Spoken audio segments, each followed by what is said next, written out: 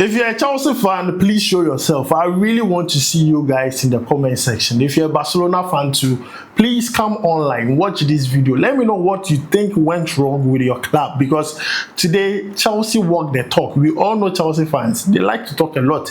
But today, the performance from Chelsea had given them the right to talk. Chelsea fans can talk anyhow to Barcelona and no one can stop it. Chelsea performed very well. They won that game by 3-0. But you and I know the disallowed goals, if they have allowed it, it would have been like 5-0 against Barcelona. But you go out there and people are saying, oh, Adam, Barcelona had a red card. Because of that, that's why Chelsea won that game. Hey, what red card? Don't even use that as an excuse. Barcelona fans, I don't want to hear that, oh, Araujo had red card. Because of that, Chelsea won that game. You don't want to use that as an excuse as at this point. You know the reason why? Red cards are part of football. And it's not like Araujo did not know what he was going to do in that moment. This is a critical game. This is a big game. You don't go and make reckless tackles. So don't use red card as an excuse for the defeat that happened today. Then you have losers mentality, because you see this Barcelona team, there's a lot of things wrong with it. A lot. And today, Chelsea were able to expose that. They were so predictable. This whole Highline thing, look, the honest truth is, you can't rely on Highline every single time. Teams are definitely going to plot against Highline. So don't go and be blaming red card. The red card had nothing to do with this game. Chelsea won the game square and fair. Let's just agree on this. Chelsea fans, are lie or are no lie? Let me know if down below in the comments, because today I like Chelsea. Ball, Chelsea ball. They play ball today.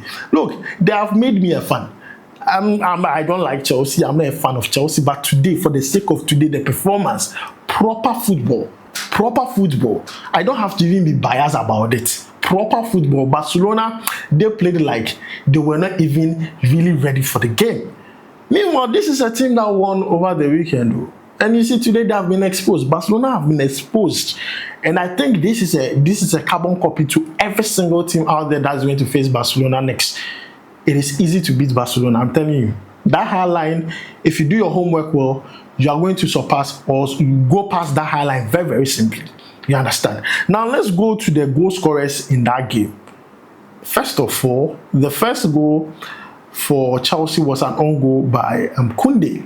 So I'm not going to take it talk about it too much. But I want us to talk about Estevoa's goal, the second goal Chelsea scored in the game. That's a proper goal. Estevoa is becoming the key man for Chelsea now. That Palmer is not in the team, but now the whole team is like, it's an Estevoa team. I don't know if you guys are saying that. Every time Estevoa is in the game for Chelsea, trust me, that boy makes things happen. Yes, Palmer is not in that Chelsea team, but Estevoa is rising onto the occasion. He knows that big games like this, you need to show yourself. And I like the fact that goals, he's scoring the goals. Trust me, you see, football is all about numbers, goals and assists. Once you can provide these two, we'll keep on talking about you and we are not going to stop. And that is what Estevoa is doing. William Estevoa, proper baller. I think he's one of the best signings Chelsea has done. Look at how this boy is performing, how he's playing, how skillful he is. And the fact that every single time he makes it a point to find the back of the net for Chelsea, that alone amazes me. And I'm really happy about that. I know Chelsea fans know that Estevoa is that guy. Imagine having Palmer part of this team and Estevoa in the same. Mube Janio, you go run. I think Chelsea did an extremely good job playing against Barcelona today. But then let's talk about the third goal. Yeah, let's talk about the third goal. Now, the third goal is a typical example of what I said concerning this Highline thing. You understand? This Highline thing I've been talking about. If you take a look at the third goal, a lot of people were saying, oh, it was an offside. It wasn't an offside, please. Don't go and be saying that. It wasn't an offside. Delap was onside. So it wasn't an offside. Even before the ball got to Delap, the player was onside. And I always say this. If you don't play so well, you allow the opponent use your own Highline against you. And that was what happened today. And I've said it several times that, look, if not for those 2 goals or 3 goals that were disallowed in the game, Chelsea should have won this game with a huge goal margin. A huge one. And every single player in that Barcelona team was underwhelming. Chelsea came to the party high intensity in the game. And I want to give credit to the coach. As much as you want to talk about the goal scorers and everything, credit to the coach Enzo Maresca. Good job. Good job by Enzo Maresca. Today, he had everything right. Everything was on point. Enzo Maresca understood the work at hand. Enzo Maresca, we are too much. You know, I like the way Chelsea played today because right now Barcelona fans, they are asleep. Barca fan, you understand? They are asleep. So I like the fact that Enzo Maresca plotted a plan against Barca, used their biggest weapon against them, that is that highlight. He used it against them so perfectly well. So perfectly well. So I don't think any Barca fan should come and complain that, oh, it is the red card. The red card had nothing to do with this game. Chelsea won this game fair and square. There's no reason to complain about this red card thing. And I think Enzo Maresca today was on point. Now, one part of the game that excited me a lot was the last 10 minutes. Bringing in Josh Kofi Echampon and also Tyreek George. I look at them and I'm like, these are players that Ghana is really interested in.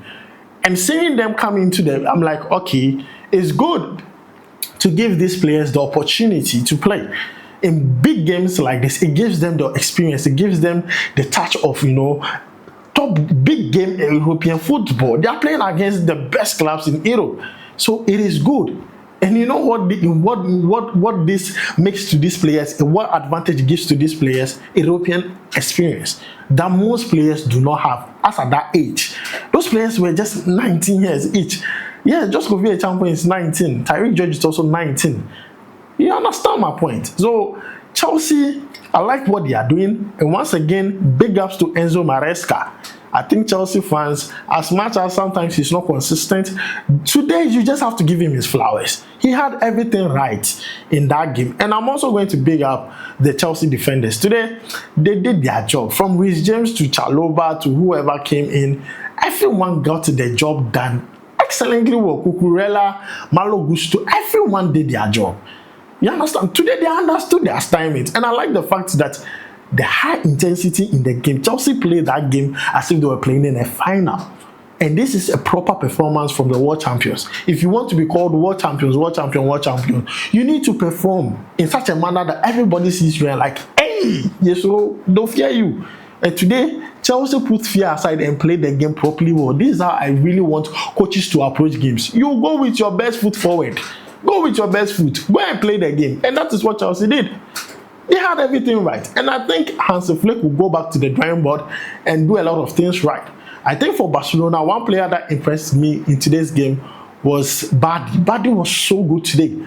Bardi was excellent in today's game. I think he's one player I'm like, okay, this player is really giving it his all. But the rest of the players, it looked like they couldn't even match Chelsea in any way, shape, or form. Like Chelsea was overpowering them over and over and over and over again. But then, guys, as I said, if you're a Chelsea fan, come closer. If you're a Barcelona fan, come closer.